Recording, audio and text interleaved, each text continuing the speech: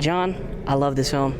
I love that you guys highlighted John Stewart because he's one of my favorite Green Lanterns. Yeah. He's one of my favorites. Mine too. Were there any other Green Lanterns that you wanted to maybe cameo, have an appearance in this, maybe, or did you feel like it would have, took away from what this true story that you wanted to tell? It was important to really keep it focused on John.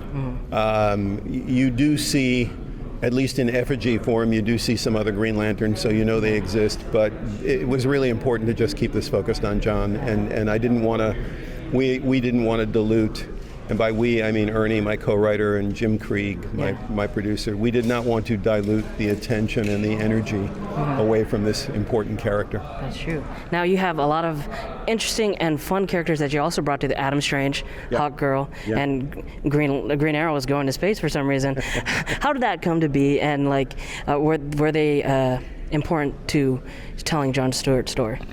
Well, they are very important. I mean, I think when you do good writing, you never introduce a character that doesn't move the main character story forward in some really exciting capacity. Yeah.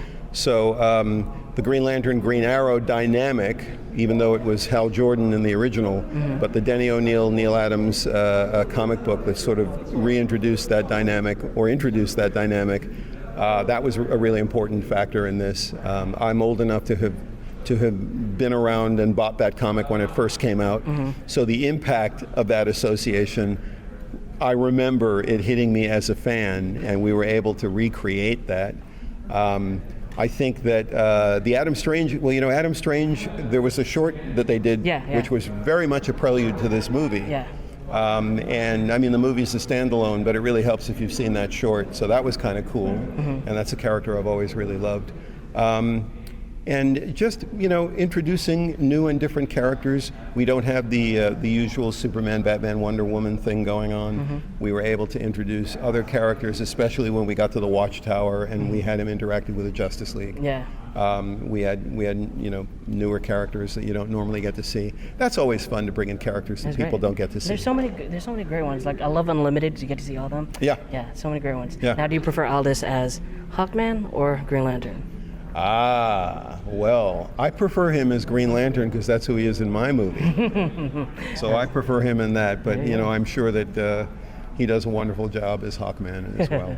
Awesome. Now I got a little parting gift for you. Uh-oh. Your very own Green Lantern ring. Holy crap. Yeah. That's great. Resin printed. Hopefully it fits your finger. Wow. Maybe pinky. I think it'll just, maybe. Look at that. There you go. In brightest day and darkest night, no evil shall escape my sight. For those who worship evil's might, beware my power. Green Lantern's light. Green Lantern's light? Yeah. Yeah, there you go. Let me tell you something. Thank you for this, by the way. No problem. The having that oath in the movie was something I really wanted to make happen. That's awesome. And every time anyone would say, well, maybe we should not do that, because it's a significant factor kind of in the climax, I would always say, no, that oath is important. Yeah. So there you go. Thank you for your time, sir. Thank you very much.